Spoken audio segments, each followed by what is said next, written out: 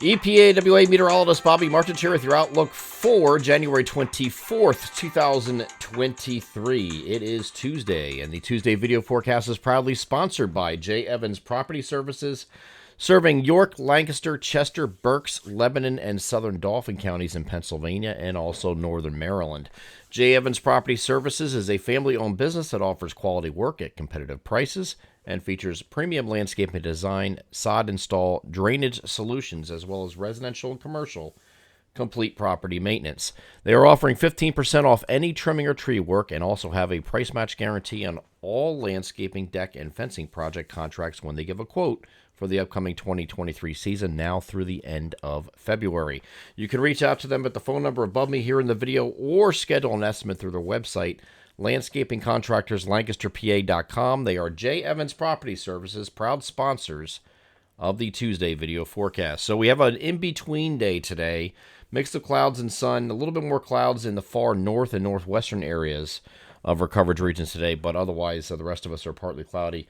35 to 46 is the temperature spread today from northwest to southeast. A little cooler up north where those clouds are a little bit more dominant, but the rest of us will be generally in the 40s today and very slightly above average. A little bit milder than yesterday, but not by much. We had a lot of clouds yesterday to deal with, some rain and snow showers moving through the region that held temperatures down a little bit. Today is an in-between day, and we have an increasing clouds overnight ahead of the next system, which is this bugger down here. This is this system.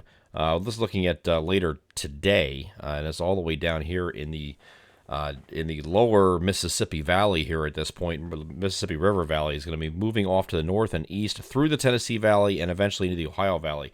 So we're going to have snow overspreading the area on Wednesday morning, during the course of Wednesday morning. Some of you will see it earlier in the morning, some will be later, depending on where you are. So that's a west to east track there. But the important part of this, a component of this, is this high pressure that's sitting off to the north here, which we did not have for the previous storm that we had yesterday.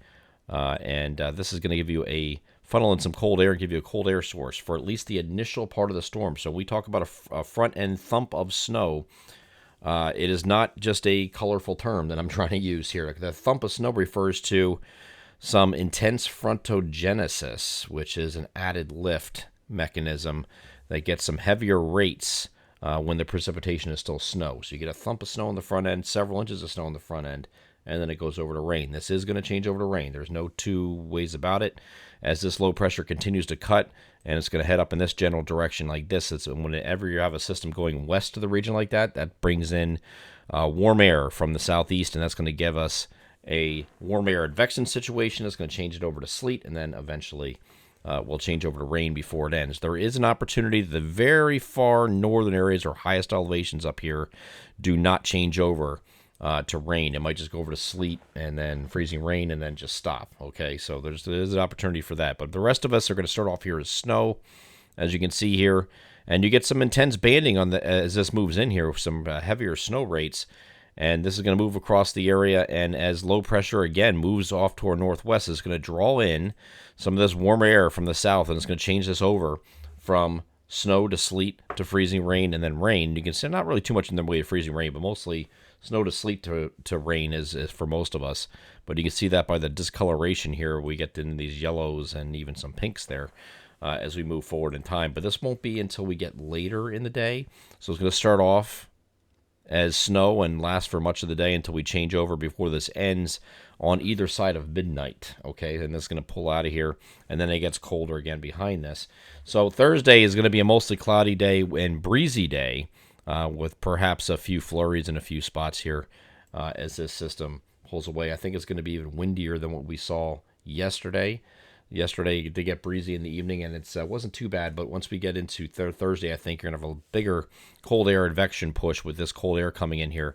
That's going to get these wind gusts even higher. So you're looking at wind gusts that are going to be the 30 to 40 mile per hour range, as opposed to 20 to 30, which we were dealing with yesterday evening, as the cold air rushed in. So let's get a closer look of the European model here, just to give you an idea.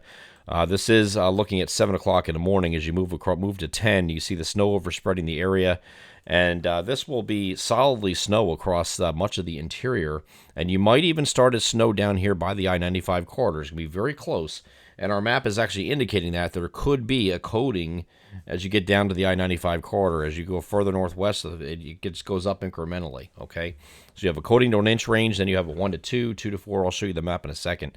And then when we get up here in the higher elevations, especially parts of central PA, northeast PA, we have a 4 to 7 inch swath in those areas, okay? I had some people messaging me this evening saying a lot of people are going 3 to 6. Why are you 4 to 7? Well, there's really not a fundamental difference between 3 to 6 and 4 to 7. It's not that much different. So I don't know what that's about. But, that's what we have now. We do have, it was our initial map that we put out yesterday at about 12:30 in the afternoon is when we had it done. We posted in the forum first because they get it first. And the Weather Alerts page got it at 5 o'clock for the public. That was done at 12:30 yesterday. So there will be changes possibly today from yesterday's map, and we'll just go with the trends for the last 24 hours and see where we go from there. My biggest concern is and always has been the southeastern fringe and what kind of southeastern extent we have of accumulating snow, okay? But as we go through the late afternoon, you see it starts transitioning over to, or mixing with at least sleet, and then transitioning to rain as we head into evening. Here's 8 o'clock, and here's 11 o'clock. Everybody's just about rain, except for maybe the highest elevations. And then once we get past midnight, this is just about done here, okay? This is what the European model had this evening. Very eerily similar to our map. This is the one that the model that ran at about 7:30 this evening, last evening.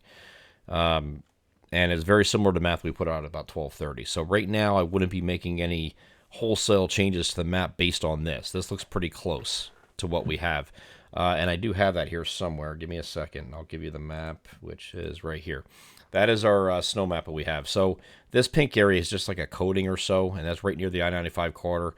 Then when you get into the gray here, it is a 1 to 2 inch range. Once you get up in the light blue, it is 2 to 4. And then 4 to 7 is in the dark blue. So that's pretty much what the European model has. If you look at this here, it's pretty much the same thing. There's your 4 to 7 areas, right? 2 to 4 elsewhere. And then you get a 1 to 2 inch swath right in here. And then closer to the I-95 corridor. Again, this is really close, whether you get a coating or 0.1, 0.2, 0.3. It's awfully close to the I-95 corridor. It's very close. So this is very close to what our map we put out at 12:30. So I'm happy with what we have now. But that doesn't mean it's going to be the same sentiment as we go into Tuesday. Tuesday is a refinement day. So we just put the initial call out because we're within 48 hours. I have to put something out, right? So we have put that out within 48 hours that we did last night, okay, which is the map that was done at 12:30. And then we'll do another one on Tuesday, today, which is going to follow up on this map. And if we do have to make any adjustments or changes, we will do that at that time. That's the process. That's how it works. We fine-tune right before the event hits, okay? So after this system leaves and after it exits, again, we're going to be breezy here on Thursday with a few flurries possible, mostly cloudy skies. Friday, we're going back to partly cloudy skies. We have this little system moving off to our north here. Might be a few snow flurries overnight, and especially in our northern areas here on Friday night. But other than that, that's all we're dealing with here for that. And then we're back to partly cloudy skies here on Saturday. Sunday, again, NFC Championship game here in South Philadelphia at 3 o'clock. This is looking at 7 o'clock, and it's still nothing here. So we were going to monitor this all week and see where we're at. Make sure no precipitation is running into this region before it will interfere with the game. Right now it looks dry. We'll have an increase in clouds on Sunday, however, and then you'll have a few showers rotating through overnight. But right now this is not fast enough to get into the Philadelphia region and affect the game as it looks right now. That looked like that yesterday too, so there's not really any change with that regard. There is a area low pressure that's kind of weak that's moving across New York State. This is going to have a cold front with it that's going to move through overnight or early Monday, and then Monday will start will become partly cloudy again, and then temperatures will be dropping, getting back to colder temperatures here as we head into the very tail end of the month. Monday, of course, is the 30th. I think the 31st and into the first week of February is going to be a pretty cold stretch for us. And we might have a couple more snow chances to deal with in that time frame. I'm EPA meteorologist Bobby Marchus. That is your outlook for January 24th, 2023. Have a great Tuesday.